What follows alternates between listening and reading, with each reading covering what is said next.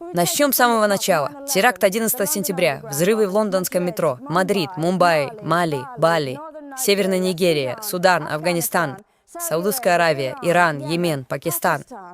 Смерть за вероотступничество, смерть за богохульство, смерть за супружескую измену, смерть за гомосексуальность, гендерная сегрегация, гендерная дискриминация, неравенство показаний мужчин и женщин в ходе судебных разбирательств, браки с детьми, ампутации, обезглавливание, тюремное заключение при изнасиловании, антисемитизм, ношение паранджи, казни, как я уже говорила, за это и за многое другое, убийство Тео Ван Гога на улицах Амстердама, угрозы убийством на улицах Лондона, призывы убивать тех, кто оскорбляет ислам. Мусульманские патрули в Восточном Лондоне сообщают людям, что они въезжают в зоны, контролируемые шариатом. Полигамные браки, бракосочетания, не требующие согласия невесты. Вот что вызывает страх перед исламом.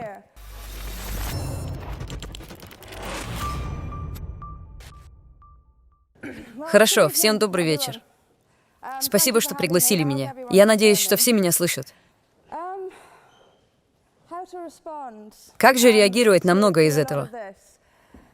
Прежде всего, о планке вы сказали, вы сами признались, что планка была установлена довольно высоко.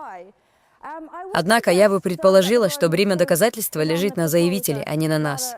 Совершенно ясно говорится, что ислам — это религия мира. Я предлагаю вам доказать это. Нам также говорили здесь сегодня вечером, когда мы начинали, что нам нужно, чтобы эти дебаты проходили в реальном мире. Безусловно, да, так и должно быть. Это должно происходить в реальном мире. И я расскажу вам, что ислам делает в реальном мире. Мы можем сидеть и спорить о теократии изо дня в день, но никогда не придем к согласию. Мы можем спорить о том, есть ли Бог или его нет, реален ли Коран или нет. На самом деле, все это не имеет значения. Важно то, что происходит в реальном мире, как совершенно справедливо заметил мой оппонент. Мою точку зрения регулярно опровергают, и сегодня мы снова услышали это. Нас охарактеризовали как ненавистников. Нам сказали, что мы демонизируем ислам, нагнетая страх перед ним. Меня обвиняют в этом не в первый раз, и, вероятно, не в последний.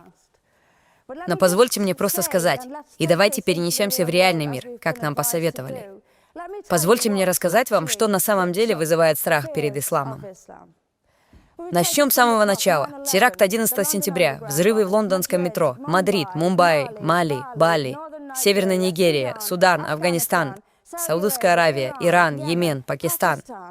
Смерть за вероотступничество, смерть за богохульство, смерть за супружескую измену, смерть за гомосексуальность, гендерная сегрегация, гендерная дискриминация, неравенство показаний мужчин и женщин в ходе судебных разбирательств, браки с детьми, ампутации, обезглавливание, тюремное заключение при изнасиловании, антисемитизм, ношение паранджи, казни, как я уже говорила, за это и за многое другое, убийство Тео Ван Гога на улицах Амстердама, угрозы убийством на улицах Лондона, призывы убивать тех, кто оскорбляет ислам. Мусульманские патрули в Восточном Лондоне сообщают людям, что они въезжают в зоны, контролируемые шариатом. Полигамные браки, бракосочетания, не требующие согласия невесты. Вот что вызывает страх перед исламом. А не я и не мои коллеги с этой стороны. Укажите это как клевету.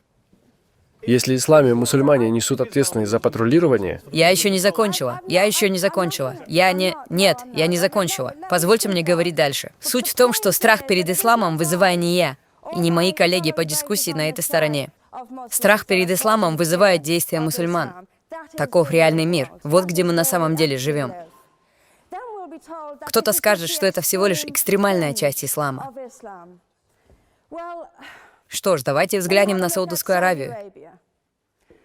Саудовская Аравия — родина ислама, хранительница его святынь. В Саудовской Аравии женщинам запрещено водить машину. Ей не разрешается выходить из дома без махрама, сопровождения. Ей не разрешается голосовать, хотя они проявили невероятную щедрость, предоставив несколько голосов на следующих выборах. Это очевидно экстремально, когда людей казнят за богохульство. В Саудовской Аравии, на родине ислама, казнят за вероотступничество. Нам скажут, что это экстремизм в исламе. Нет, это не так. Называть Саудовскую Аравию экстремальным проявлением ислама все равно, что называть Ватикан экстремальным проявлением католицизма. Извините, это просто не работает. Тогда нам скажут, что они все неправильно поняли. Мусульмане, склонные к насилию, неправильно поняли. Саудовская Аравия неправильно поняла. Иран, который забивает людей камнями до смерти за супружескую измену, неправильно понял.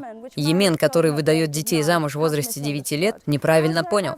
Была ли когда-нибудь религия, которую так поразительно неправильно понимает, как ислам?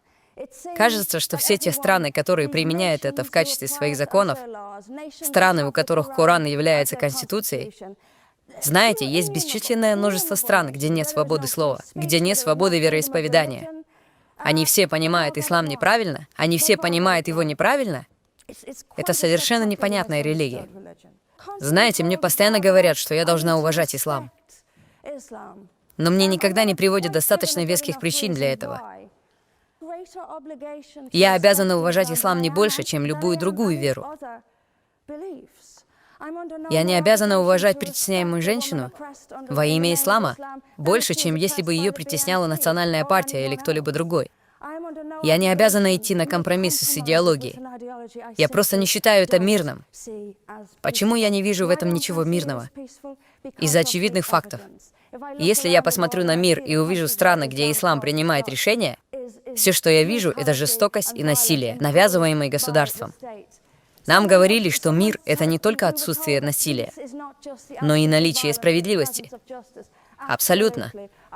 Я не понимаю, как в стране, и как единственная женщина здесь, у меня могут возникнуть какие-то особые проблемы с тем, как относятся к женщинам в исламских государствах.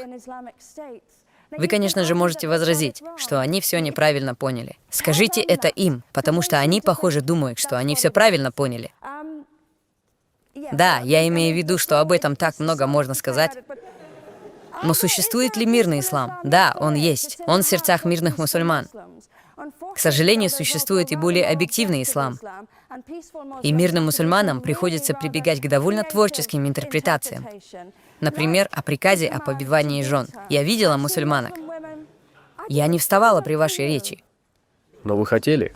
Что ж, я этого не делала. Так что, если бы вы могли уделить мне минутку, я знала, что это произойдет. Я знала, что это произойдет. То, что я говорю, для вас совершенно противоречиво. Меня будут освистывать и ругать. И я не сомневаюсь, что с моими коллегами сделают то же самое. Я знала, что это произойдет. Если вы скажете что-нибудь негативное, вас освистают. На этом я, пожалуй, остановлюсь. Но в заключение я просто скажу вот что. Существует сотни миллионов мирных мусульман. Это факт. Но это не значит, что ислам сам по себе мирный. Мирные мусульмане и сдержанные стихи Корана почти до неузнаваемости переосмысливают приказ побивать жен. Это есть в Коране. И я видела, как мусульманские женщины пытались оправдать это. Они вставляли туда слова, которых там просто нет. Вот что там написано. Там сказано «побивайте их». И в странах, где руководит Коран, именно так и поступает. Это не мир. Это не правосудие. Ислам не является религией мира, как показывают факты. Спасибо за внимание.